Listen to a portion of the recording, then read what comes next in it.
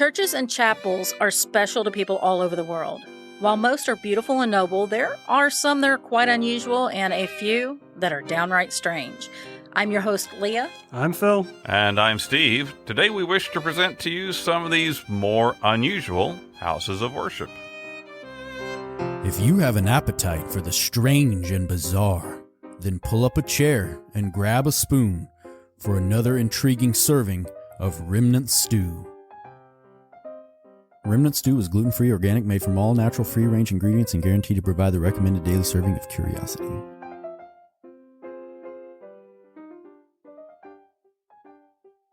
I've been fortunate in my travels to have had the opportunity to visit dozens of unique church buildings around the world.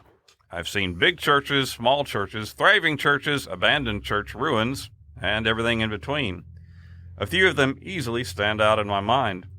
In 2013, I was fortunate to be part of a summer fellowship for teachers on a tour of South Korea. One thing they did, they took us up into the hills and mountains to visit a couple of ancient Buddhist temples. I remember one in particular that was so high in the mountains that clouds occasionally drifted in and obscured the view. The temple complex contained several buildings, including a library where ancient wood-carved printing blocks were stored.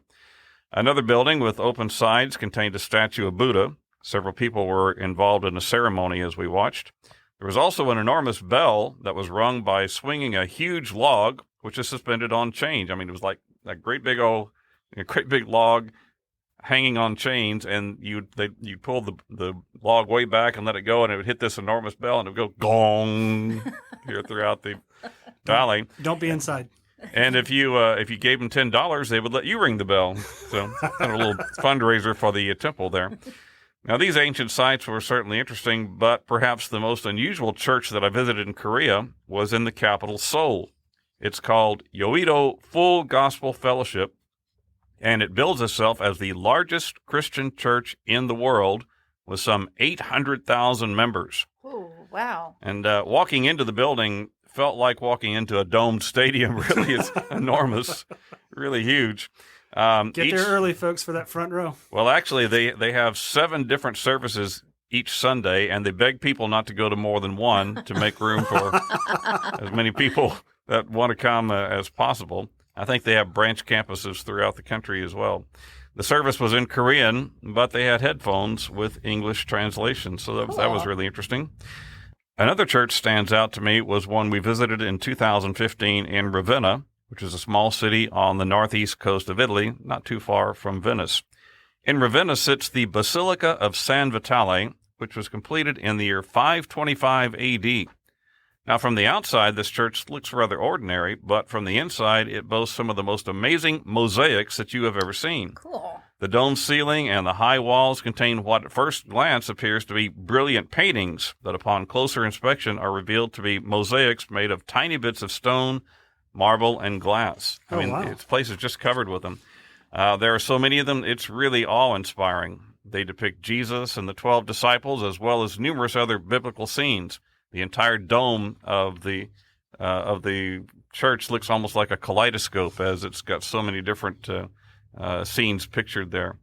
It's amazing that for 1,500 years, these have remained in place, especially considering that during World War II, the railway in Ravenna was bombed less than a mile away from the church. You would think the vibration might have shook some of it loose. Maybe it did, but not that you could really tell. Not that we could tell, or else they were skillful in putting them back up. Now, one more that I will mention, actually kind of two more that I'll mention that I visited on my recent trip to the United Kingdom. My cousin's wife, Catherine, took us to visit an ancient farming village called Abbotsbury, which was located in a beautiful green meadow just behind the rolling hills that sit next to the ocean, the North Sea, actually. On top of this hill is the shell of St. Catherine's Chapel.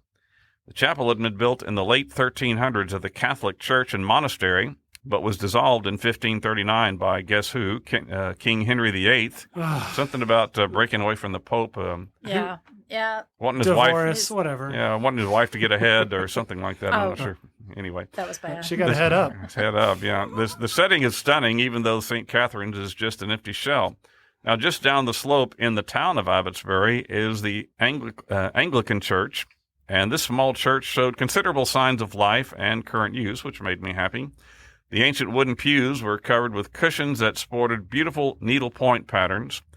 On the wall of the church hung a large portrait of Queen Elizabeth. We were there just 2 weeks after her passing.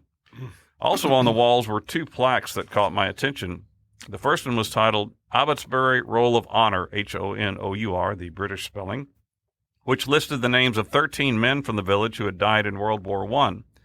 Another plaque nearby read, quote, "We record with hearty thanks to Almighty God that during the Second World War, no parishioners of Abbotsbury lost their lives to enemy action." Oh, wow. Interesting churches, though. It was fun to see that it was still it was active and useful and loved still. And I think it's really interesting that here in the United States, if you go to an old place, right, it's maybe a couple hundred years old. Right. At the most. Maybe. Yeah, maybe.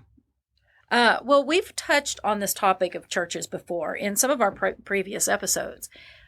You might recall in our season 2, episode 3, Behold the Mermaid. Oh, that was episode. a good one. Yeah. The mermaid. We talked about a church in Zenner, England with an unusual piece of furniture, the mermaid chair. Okay. The wooden seat dates back possibly to the 15th century. It's carved from oak and depicts a woman with long hair and a curvaceous figure. Mm-hmm. But in place of human legs, she has scaly tail and fins. It represents a local legend that accompanies this chair, and so we talked about it in detail in the episode. That's season 2, episode 3, folks. If you're keeping score, go back to that one. And then there's season 2, episode 14. Oh, yes, that's a good one, too. Strange Monuments. Oh, in that one, we talked about, now this is interesting. It's a gargoyle, except gargoyles usually are water spouts, but this one's not a water spout. But it's a gargoyle on the outside of the National Cathedral in Washington, D.C. It's Darth Vader, guys. Yeah, it looks like Darth Vader. It doesn't look like Darth Vader. It is absolutely Darth Vader. And it was done as a result of a contest from some kind, which involved design ideas from school children. So what kid wrote in, put Darth Vader on the cathedral, and somebody said, that's a good idea, we'll do that. Right. They'll never notice unless they have binoculars. Well, gargoyles come in forms of demons and monsters and grotesque, stuff. yeah. Okay. Palpatine, who knows? All right. Then in our season 3, episode 13, Secret Societies episode, our oddity du jour was about a divided church. No, not divided over doctrine or even the color of the carpet, which we know I've some heard about that churches happening. have divided over. Is this a road runs through it? Yes, yeah. it is. A river? That's right. That's right. This church in the Austrian mountains is literally built in 2 pieces. The preacher stands on one section and the congregation on the other, and a road runs right through the middle and of they the bless all the cars that go by. I'm sure. So if you have time and are so inclined, go listen back to these episodes. They're really interesting. Oh, yeah. We love plugging our own episodes. Yeah, we do. But onward and upward to some of the weirdest churches that we know of. Yeah. From Atlas Obscura, we learn about an odd church in Indonesia. Back in the 1980s, a gentleman named Daniel, I have no idea. Amalja, Amalsjah. Well, he had a vision. He interpreted the message in his visions as instructions for him to construct a giant church that would be in the shape of a dove. That sounds nice. Yeah, it does sound nice, right? Peaceful dove, yeah. It was to become a place of peace and harmony. At least those were his intentions. A remote forested hillside was selected and construction began. Unfortunately, some problems occurred somewhere between the drawing board and the construction site because instead of a dove, the church, it looks like a giant chicken. It's known as the Chicken Church. The huge squawking-like head and stylized tail feathers has earned it the nickname of the Chicken Church. Right. Well, it opened its doors or spread its wings in the 1990s. It was hoped to be a house of prayer for all faiths. Unfortunately, its remote location prevented it from seeing much use. By 2000, the doors were closed. The Chicken Church sat empty and moldering over the next several years, and it does. It looks like it's a little old. Yeah. And the paint is cracking and everything. But recently, the facility has been reopened. Local artists have covered the inner walls with vibrant murals showing local mythology and history, and there's a small cafe nestled within the the chicken's rear that sells traditional tasty treats. Not chicken wings, folks. Or deviled eggs, you know. Yeah. So the chicken church lives on, maybe not fulfilling the original visionary's dreams, but still providing an interesting stop for tourists visiting the area. And I again, just got questions. What did the guy thinking who was actually putting the plans out when he first saw it and went, okay, This is what it says in the plans. This is my you interpretation know, the wings of don't it. go that this wings aren't long enough to be a dove. I really think that the man had really good intentions and really felt like it came together to his plan, and everybody else were like, no, that's a chicken. Yeah. That's a chicken. I think he just was a little short-sighted. A little design issue, but it was a nice idea. Again, Sorry, this church won't fly. all of that came from Atlas Obscura. Now, Sorry. most of the following information comes from articles on CNBC.com and on listverse.com about unusual churches. Some of these are actually underground. I don't mean that they meet in secret like many religious groups have been forced to do in various places, but rather they are literally built underground. In the city of Lalibela, Ethiopia, there are no less than 11 churches that have been built completely chiseled out of the rocky ground. The ground, not the mountainside? Yeah, no, Actually, straight out of the straight ground. out of the ground. Straight out of the ground. The largest of these descends more than 30 feet from the surface. Is it because it might be cooler? Well, it was a result of a king's vision, it seems like that. These were built in the late 1100s or early 1200s. Dig it out and they will come? Yeah, pretty much. No one is exactly sure when it was built. It just was simple hand tools and chisels. These subterranean churches contain a complex system of doors and windows, ornate decorations, and an impressive drainage Wouldn't those systems. technically be skylights? Yeah, well, it'd be, yeah, I guess so. Skylights, that would work. Generally, this is how they started. Trenches were excavated in a rectangle, isolating a solid granite block. The block was then carved both externally and then eventually internally once they got further down, the work proceeding from the top downwards. We've got pictures of these, I think. They're pretty cool looking, actually. The churches are arranged in two separate groups connected by a tunnel, and it's thought that they were constructed by the order of an Ethiopian king who claimed to have been visited by an angel. Lalibela is now a UNESCO World Heritage Site, so they're really interesting looking.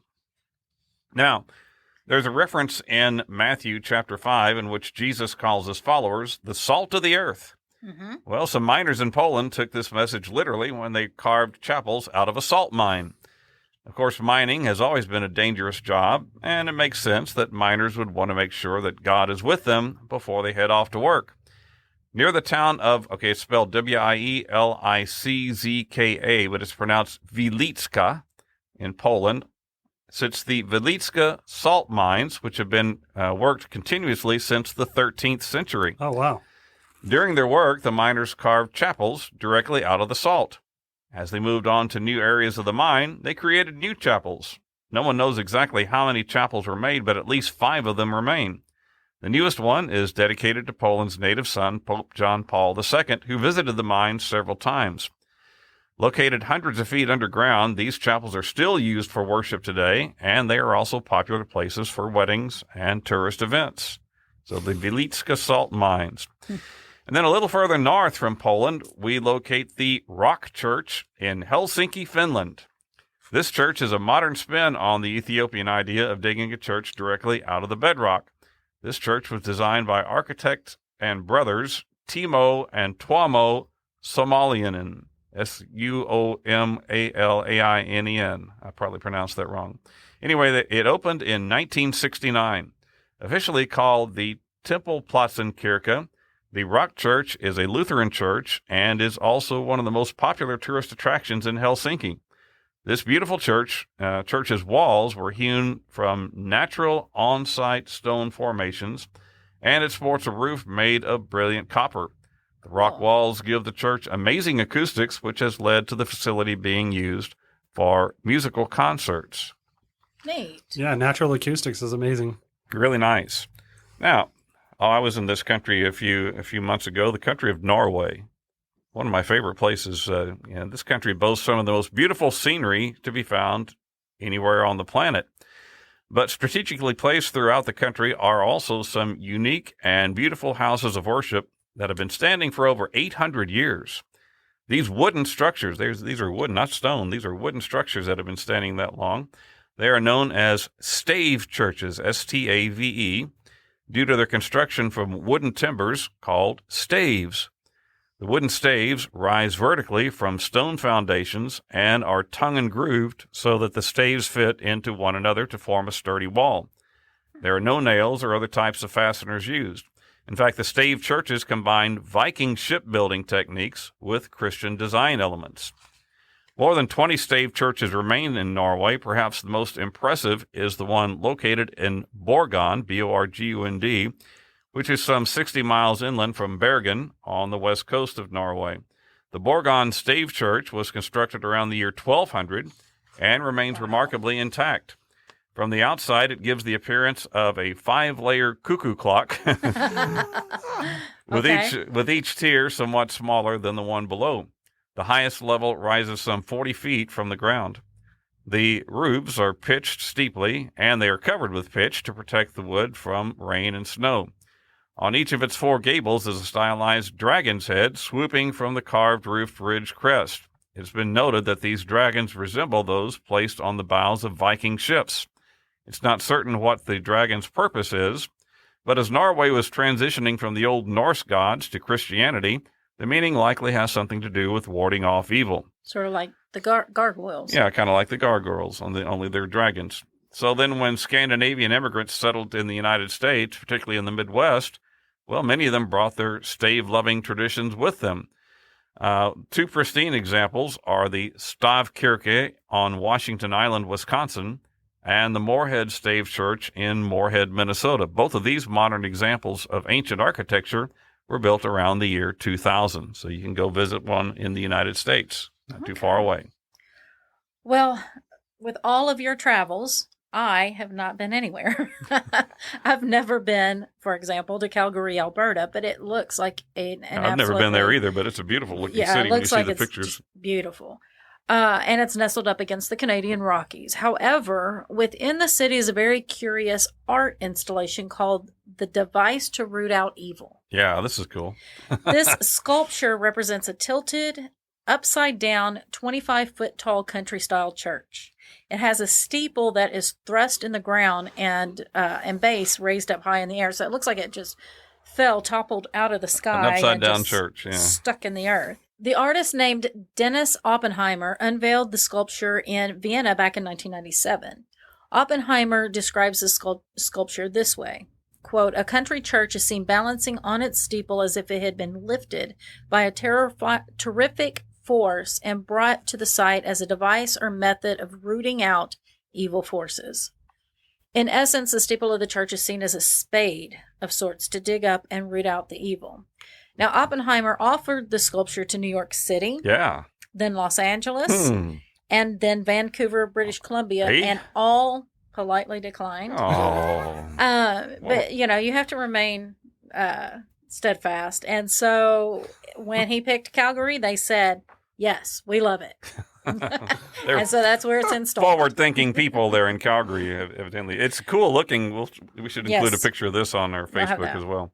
This next one is really, really cool looking. And it's an actual church, not just a sculpture.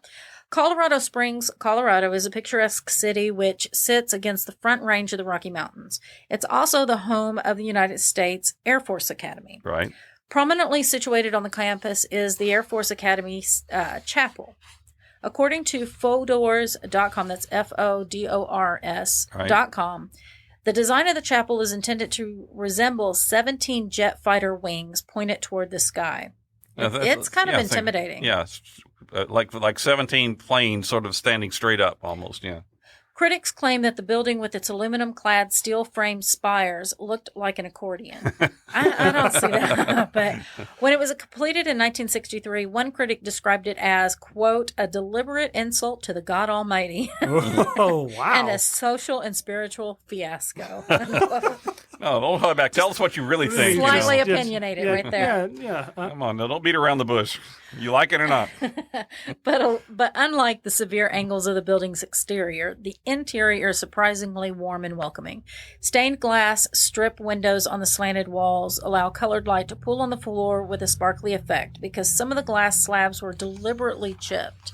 And I've like seen little that. Sparkles, yeah. I've seen that in an area church where the stained glass, it's really thick glass, and they chip it from the inside, on the face that's on the inside, and it really makes a beautiful piece of stained glass. Anyway, Nice. An aluminum cross 46 feet high, It goes way up with there. a startling resemblance to sailplane wings, hangs above the altar. The ends of the mahogany pews resemble propellers from World War I biplanes. They really went with the theme. With the Air Force Academy, right? Yeah. In spite of the disdain of early critics, the Air Force Academy Chapel, in spite of that guy, That one guy. Yeah. the chapel is the most visited man-made attraction in the state of Colorado. Now, that's pretty impressive. Yes. It's pretty awesome. Yeah, the chapel is currently closed for a multi-million-dollar renovation, but is expected to reopen in 2024. Ooh. So, road trip. Yeah. Yeah, I've not been close to it, but I've seen it. If you drive through, what is it, Interstate, I guess 15 that goes through there, or maybe 25, you can see it from the interstate, and it stands out way up against the mountains for sure. Well, now let's talk about round churches. Round churches are unusual, but they're not unheard of. In fact, in Jerusalem, the Church of the Holy Sepulchre, which marks the location of the tomb where Jesus' body was placed, is actually round in shape. Well, back in the early 1800s, folks up in the town of Richmond, Vermont, didn't have a place to worship. They turned to local carpenter and blacksmith William Rhodes, who sold the local parishioners on the idea of a round church, or to be more specific, a 16-sided church. The church was constructed so that members of the various denominations could come together under one roof. The round church also served as the town's meeting house. It's not recorded why Rhodes selected this unusual shape, but a local legend states that a round church leaves the devil with no corner to hide in. I kind of like that. Okay. 17 local carpenters were employed in the construction of the round church, one for each of the 16 walls and one for the round belfry, which sits on top of the building. Kind of neat how they got, okay, you build your wall, you build yours, and they were able to put them all together, and then they actually fit. The round church was pretty good. Yeah, they did pretty well. The round church opened in 1814, but is now owned by the Richmond, Vermont Historical Society and is mostly used for weddings, baptisms, concerts, and meetings. So when you're in Richmond, Vermont, stop by. We got another Vermont later on in this one, so you could get a twofer. The round church, and we'll tell you about the other one when we get to it in a little bit. And now for something completely off topic and off kilter. Brace yourself for the oddity du jour. All right, for our oddity today, scientists are learning more and more about the animal kingdom all the time. Of particular interest to many scientists are the mating habits and rituals that exist among different species. Mating rituals are essential for a species' survival. A recent article on InterestingFacts.com detailed 6 different animals that mate for life. This is quite unusual in the animal kingdom, so much so that when we come across a species that does mate for life, it demands our attention. So here are 6 creatures that know a thing or two about monogamy. The first one surprised me. Our national symbol, bald eagles, mate for life. I didn't know this, did you? I knew that. Okay. I did know that. Following a wild and crazy courtship ritual in which 2 birds mid-flight lock talons and tumble end over end until they nearly hit the ground, and you thought you've had some wild dates. Phil. Then the male and female settle into a period of domestic bliss, marked by the dad's willingness to undertake incubation and feeding duties. After the chicks leave the nest, the parents might spend some time alone, but they almost always hook up again the following spring. Now, I've never been to Australia. I would love to go and see the outback. But there's one reptile resident of this vast section of Australia is the shingleback lizard, and yes, they also mate for life. Like bald eagles, these creatures stay alone for much of the year, but when the mating season comes, they almost always hook up with the very same partner. They don't share parenting responsibilities because, well, there really aren't any. The baby lizard just runs off on their own. Scientists aren't certain why these slow-moving creatures remain monogamous, but they theorize that it's a matter of trust as they watch out for each other while hunting for something to eat. Now, this one is really surprising to me. Coyotes. Unlike other branches of the canine family tree, coyotes stick with one partner for their entire life. This is likely due to the large litters of pups birthed by the females. Much help is needed in feeding and protection of the offspring. It also likely explains why coyotes are especially aggressive during and immediately after the breeding season. The males are doing their best to protect the dens of the vulnerable females and pups. Oh, wow. Might also explain why Wile E. Coyote is always by himself. He's too much of a nerd to get a girl, I suppose. Anyway, here's an animal that I'm not familiar with called the prairie vole, V-O-L-E. You ever heard of a prairie vole? No. Okay, these North American rodents only live for a few months, but they form strong attachments with their mates during their lives. Scientists have observed signs of mourning and grief among surviving voles when one dies. Lab studies are being conducted to learn about the hormones that fuel such strong attachments and may even help to understand human relationships. Now, we have to go back down under for this next one, not only to Australia, but into the ocean surrounding it. That's where we find the Sydney seahorse. And this is a real one-off of nature. The female Sydney seahorse deposits her eggs into the male's body where they are fertilized and then carried for gestation. That's right. Soon after these eggs hatch, the female is back with another load of eggs. Honey, I just hatched a batch for you. You want more? Come on. Hey, carry Give me a this. break. And finally now, we travel to Antarctica to meet the Gentoo penguin, Gentoo. You see, this sounds familiar. Their courtship is established when the male gives the female a pebble. Oh. This is a highly prized pebble, too. This symbolic gesture marks the beginning of a lifelong relationship. Hey, look, I brought you a rock. He went to Jared's. By the way, Jared's, if you're... Well, Okay. Together, they build a nest, and the female lays eggs. Several dozen Gentoo penguins may colonize together, but they stay strictly monogamous. The parents share incubation duties, taking turns each day. Oh, yes, and infidelity is a serious offense and is punished with banishment from the colony. Oh. Interesting. Take your rock and get out? Yes, go. Now, I had to look this up, but going back to your very first animal, the eagle, I had to bring this up. So, because this was an internet sensation, it kind of was trending earlier this month or last couple weeks. Anyway, a 31-year-old bald eagle named Murphy. Did he pick that name, or did somebody give it to him? No, I think we're about to witness Murphy's Law. Yeah. Right. Yeah, I think he. Go ahead. Hold on a minute, I got to find it again. A 31-year-old bald eagle named Murphy captured the hearts of the nation last month, so it's been a month, when the disabled bird, now he's disabled because he can't fly, he went viral for sitting on a rock. He was incubating a rock. Oh. And it wasn't hatching. Maybe he was a little nearsighted. Well, That's why I he can't think fly. he's part of a zoo or wild bird sanctuary Okay. in Valley Park, Missouri. And they noticed that his keepers noticed that he had built an extremely simple nest on the ground. So he's trying, Right. he's in captivity, Hey, but look, he's I trying. can do this. Come and on. he Give me a shot. He had a single egg that he was incubating, but turns out it was a rock. Uh-huh. So, what they did was they found a baby for him, a baby eagle for him.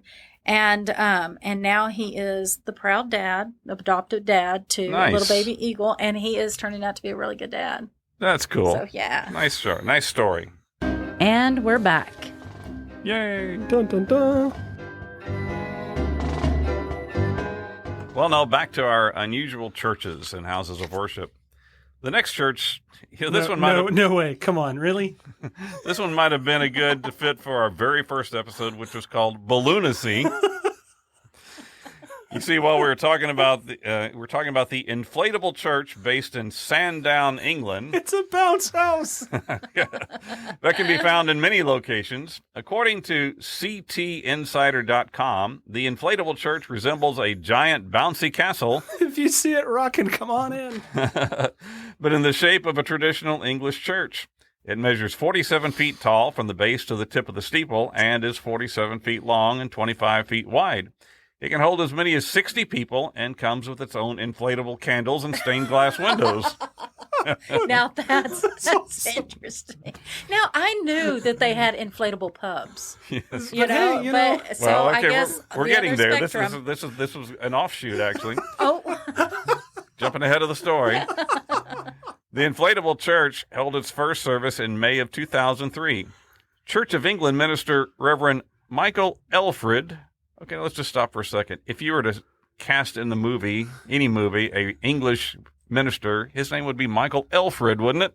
I can just see his face. Yeah. Anyway, he invited visitors inside for the dedication ceremony. Quote, in the church, we need to try and get out into the community.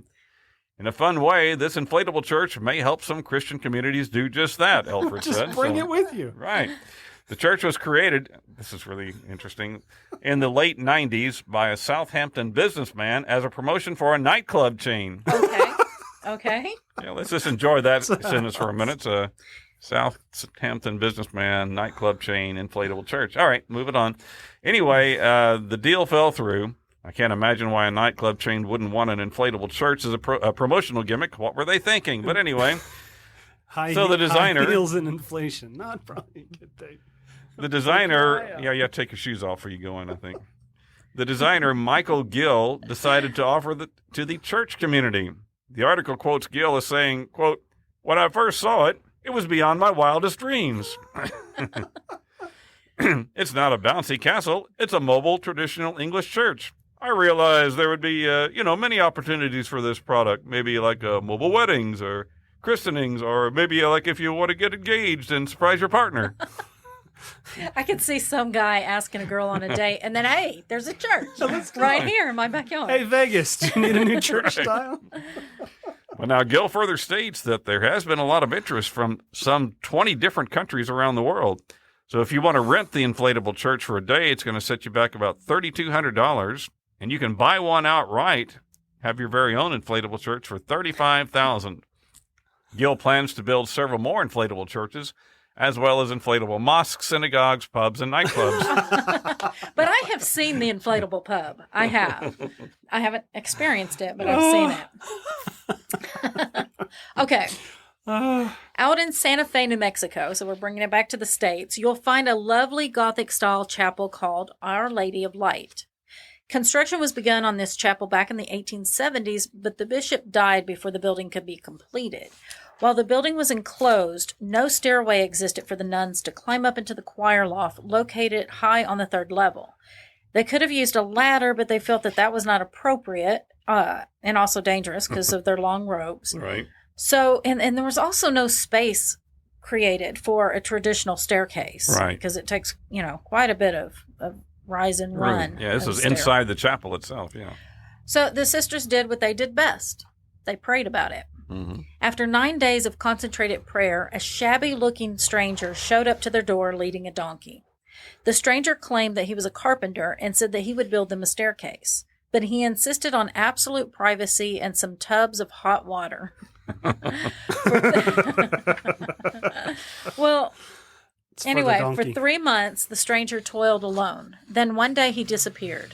When the nuns investigated, they found that the stranger had built a remarkable spiral staircase. Yeah, it's really amazing. The 20-foot-tall, tightly wound stairs make 2 full 360-degree revolutions and has no central support. To make a staircase using only wooden dowels is an astonishing work of craftsmanship. Furthermore, the staircase is made of spruce, which is not native to the Santa Fe area. To the nuns, it was a miracle. Yeah, he didn't even show up to get paid. He just disappeared. He just showed up. Hey, I'm going to build you some stairs, and then left. Then he left. Yeah. It's still unknown who the carpenter was, or how he obtained the spruce for his work, or how he managed to do the construction on his own.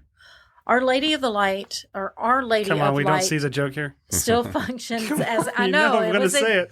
Was it Jesus? Stairway to Heaven? Stairway to Heaven. I was like, well, but Jesus was a carpenter. That comes up later. We got another one of those. Oh, okay. The Our Lady of Light still functions as a chapel today, and also for weddings. The bride and groom have permission to stand on the bottom 10 steps for photos. While some may dismiss the sisters' supernatural claims about the staircase, the stairs are still a remarkable work of art and beauty and craftsmanship that deserve respect on their own merits. So, and of course, this came from Atlas Obscura. Right. And I bet that the tubs of hot water had to do with bending wood. Bending the wood, Bending the wood. It must have been because, it's the runner that the steps are hooked to is spiraled. It's curved. Yeah, curved. it's like a double it doesn't go helix. straight up and down. It's that's actually curved, and it's really quite remarkable to see. Yeah, it takes and for spruce and to do that bending, that takes a lot. So that's impressive. Okay, prepare yourself for this next I one. love this one. Prague, the capital of the Czech Republic, is one of the most beautiful cities in the world. The city was spared from the massive destruction in World War II that many other European capitals suffered. Thus, it retains much of its old world character and charm. Well, one beautiful building in Prague is the Church of St. James the Greater. This stunning building is noted for its high vaulted ceilings and beautiful artwork. Nearly every possible space is elegantly decorated. Yeah, it's beautiful. Forming an odd contrast with this background is the fact that a severed human arm is hanging in the nave just as you enter the sanctuary. What's that? Say that again. What's hanging in the nave right there? A severed human arm. It's just a flesh wound. And here's the thing. There's a lot of churches that have relics of saints, Yeah, okay? I've seen Or those. entire bodies. Yeah. But this is not a relic of a saint. It's Not- actually the appendage of a thief. Ooh. According to Atlas Obscura, the story of the severed arm goes back to the 16th century. Evidently, one night a thief entered the church and decided to help himself to some of the jewels that were adorning the icon of the Virgin Mary. But just as he pried the stone loose, the statue shifted in such a way that his arm was trapped. Try as he might, he could not get himself loose from Mary's grip. Don't mess with Mary. In the morning when the monks arrived for prayer, they found the curious sight of this man with his arm in the grasp of the statue. They all tried to pull him loose, but to no avail. Finally, a surgeon / butcher was summoned from the nearby stockyards, and the thief's arm was severed. Immediately, the statue shifted back to her original position and dropped the arm on the floor. And now I'm picturing, like, her grabbing his arm. That's kind of creepy. The decision was made to hang the arm up in the nave as a warning to any others who might be tempted to rob the church. I guess that would be a deterrent, wouldn't you? And it hangs there to this day. But Talk about the balance of power. It's kind of a black-looking thing, but it's we got kind pictures. of discolored, but it's still there. We saw a picture of it. Yeah. But wait, there's more. Wait, there's more than that? Not only does this church have a human arm hanging, it's also the site of a mistimed death. A prominent local landowner, Count Jan Vaclav, Bratislav, died in Vienna. His body was shipped back to Prague in a wooden coffin. At his funeral, the coffin was placed in a large stone crypt that had been prepared inside the sanctuary. A couple of days after the funeral, people began hearing horrible noises coming from the crypt. Assuming that the Count's soul was having trouble finding rest, the parishioners blessed the tomb and prayed for him until the noises stopped. Oh, no, don't open the doors and check it out. No. I mean, I'm sure that was kind of disconcerting. Yeah. Years later, when renovation work was being done on the church, the crypt top was removed. It was then revealed that the coffin was broken, and the Count's skeletal remains were halfway out. Evidently, he wasn't actually dead when he was entombed. Wow. That's quite a story. I've heard of things like, when they were entombed in places inside, they could sometimes hear noises, but, it was like gases and stuff, shifting or whatever. But I'm thinking if you hear screams like you might banging, me up, banging would be open something that up. else. Yeah, that's something else. Well, now let's come back to the United States. Back to the state of Vermont, where the Round Church was, a few stories back. Nearby is a place called Dog Mountain, Vermont. And Dog Mountain is the home of artist Stephen Hunnick, Huneck. Hunnick is especially well noted for his wood sculptures.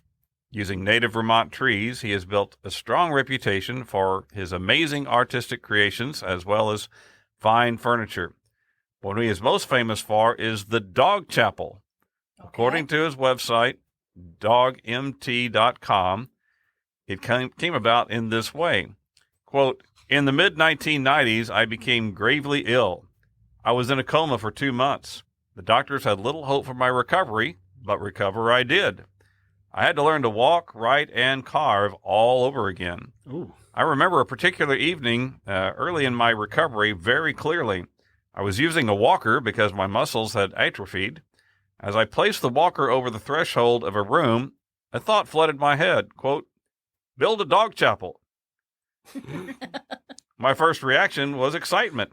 And then I started thinking, geez, with what I owe in medical bills, I'd be lucky to build a little doghouse. True. Hunnick began sharing his ideas with some of his customers and friends. To his surprise, they were quite enthusiastic about the idea, and several contributed large sums of money toward the project. Working on the chapel helped Hunnick in his recovery from his illness. The dog chapel opened its doors in the year 2000. From the outset, the chapel looks like a traditional New England country church, except that there's a doggy door built into the front door, which also sports a large dog head doorknob. Inside, the wooden pews and altars are dog-shaped. The stained glass windows accentuate the chapel with earthy, doggy hues. Hunnick began inviting people to bring photos of their deceased dogs and post them on the back wall with a small note of thanks for the dog's companionship. Well, before long, that wall was full, and the photos of the notes began to fill up the entire wall space of the whole chapel.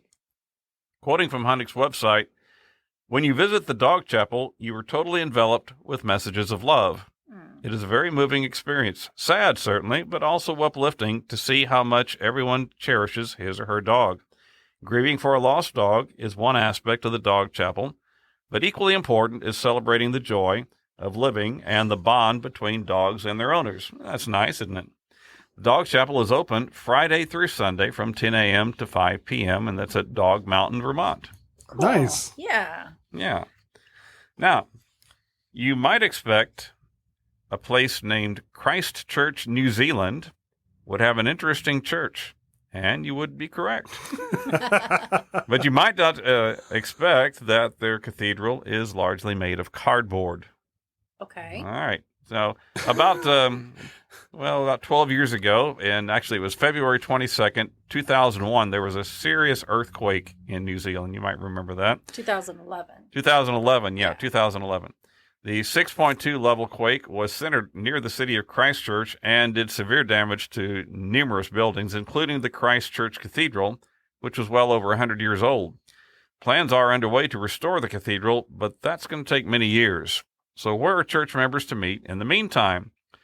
Well, the church pastor contacted a Japanese architect named Shigeru Ban, who is known as a disaster architect. No, he doesn't design disasters. He designs buildings to withstand them? Well, he designs buildings that can be quickly assembled after a disaster. Okay. Oh, okay. And Bond came up with the idea of a large A-frame structure, which would be largely composed of cardboard tubes. Officially called the Transitional Cathedral, the structure has become known as the Cardboard Cathedral by locals. It rises nearly 70 feet from the floor to the peak of the A-frame roof. It's really a cool-looking building. That's We've impressive. got pictures of it, yeah. The building contains some 96 vertically placed cardboard tubes, each 2 feet in diameter. Well, that's some substantial cardboard when you got 2 feet of it right there, which have been reinforced with laminated wood beams and coated and waterproofed with polyurethane and fire retardants. On the front of the A-frame are triangular pieces of stained glass, which allow light to filter into the building. The back wall was made from shipping containers. The building can seat 700 worshipers and can also be used as a conference venue and even catered events.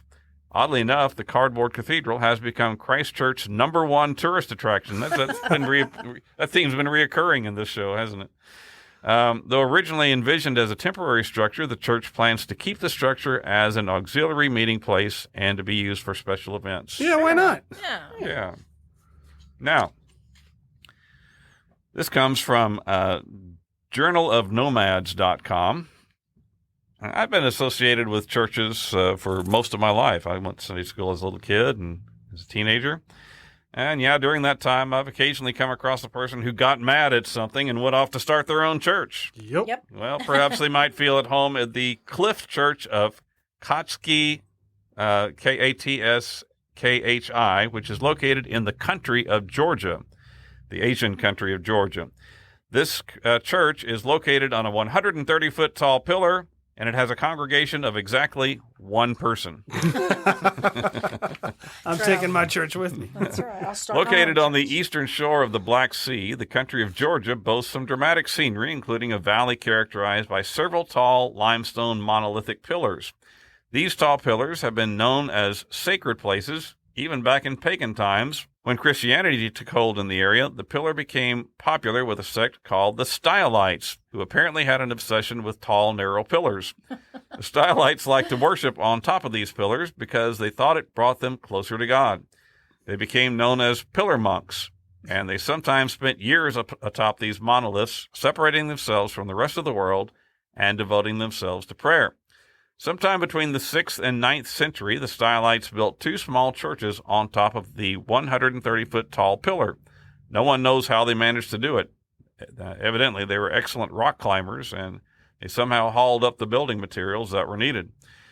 In the 15th century, Georgia fell under the rule of the Ottoman Turks, who were Muslim. The Stylites were prevented from carrying on their practice under Muslim rule.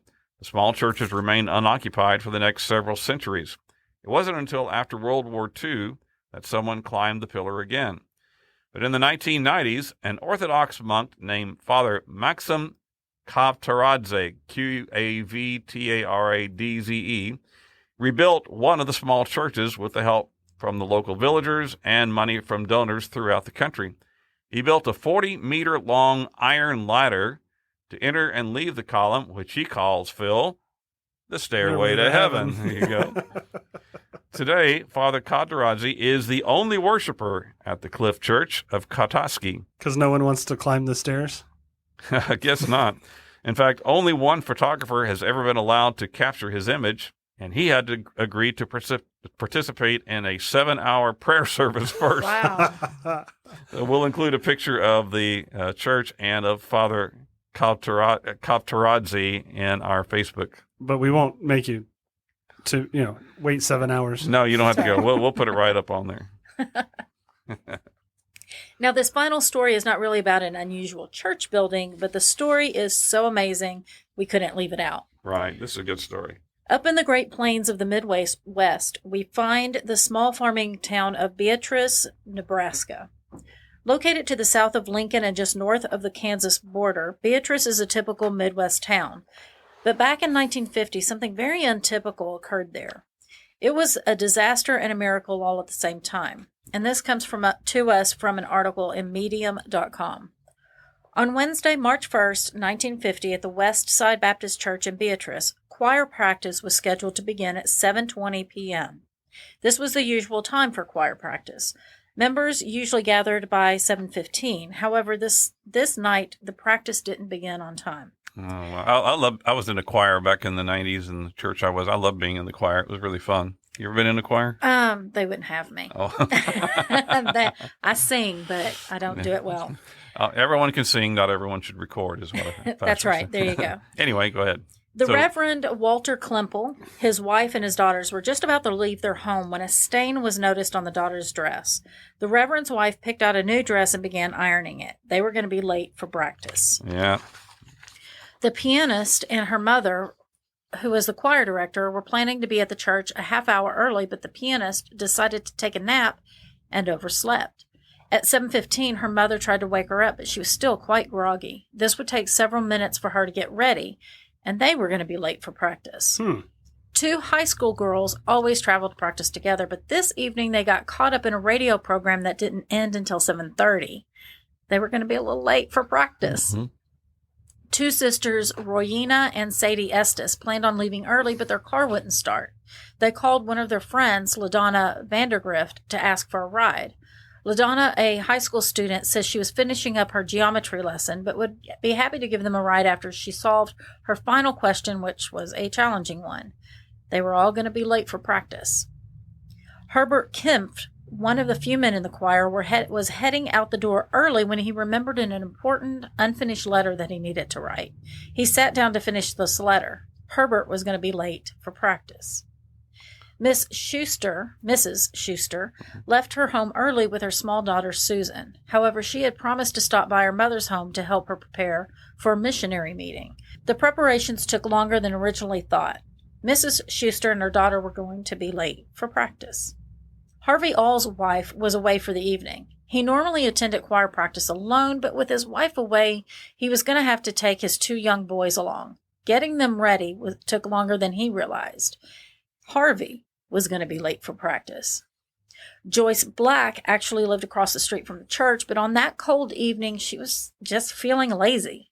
The evening was very cold, and she was all huddled up warm in her house, and she didn't feel like going out and stayed until the last possible moment.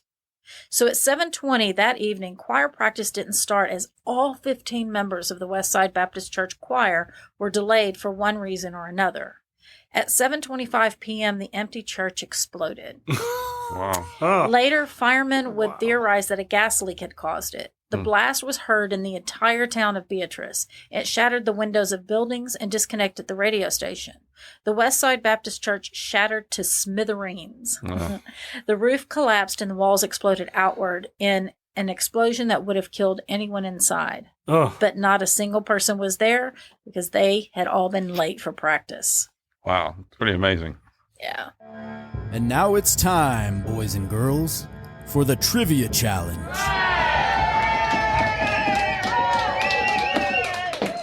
All right, trivia time. This is how it works. Like and follow our Facebook page at Remnant Stew Podcast.